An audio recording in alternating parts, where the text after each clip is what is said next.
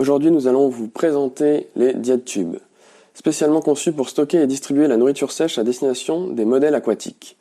Déclinés selon deux références, le 2.0 avec un orifice de 2 mm de diamètre et le 2,4 avec un orifice de 2,4 mm de diamètre. Le tube 2.0 permet de distribuer avec précision la nourriture de 75 à 150 microns. Le tube 2.4 permet de distribuer avec précision la nourriture de 300 à 500 microns. Ils sont également composés d'un évent sur la partie haute du tube pour permettre les échanges d'air avec l'extérieur et éviter la création de vide dans le tube lors du nourrissage. Ce léger vide laissé par la nourriture délivrée aux poissons peut altérer la précision du nourrissage avec le temps. Ces tubes sont pourvus de 7 crans permettant de positionner le tube sur le fish gun. De la sorte, vous pouvez positionner l'orifice aval du tube en face de l'orifice de vos capots d'aquarium prévus pour le nourrissage.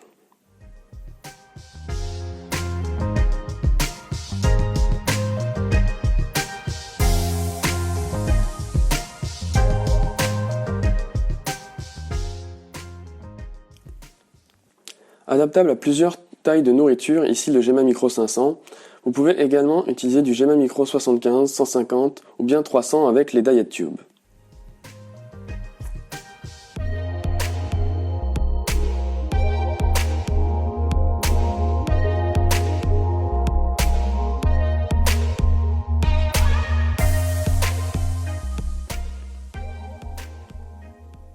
Une fois le tube rempli selon vos besoins de nourriture sèche, nous vous recommandons d'insérer un sachet dessicant pour absorber l'humidité ambiante dans le tube, mais aussi pensez à laisser l'orifice à l'amont du tube libre.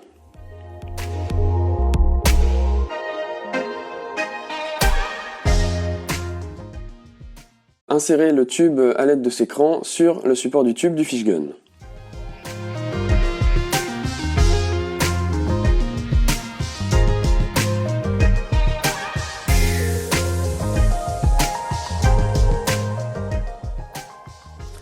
Ensuite, amorcez la nourriture dans le tube en faisant basculer la partie aval du tube vers le bas.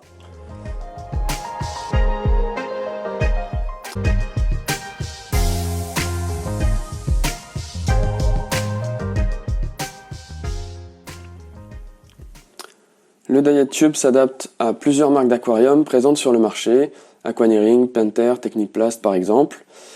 Voici le tableau récapitulatif des 7 crans pour adapter la position du tube selon les différents types d'aquarium, ainsi que celui du choix du tube en fonction de la taille de la nourriture.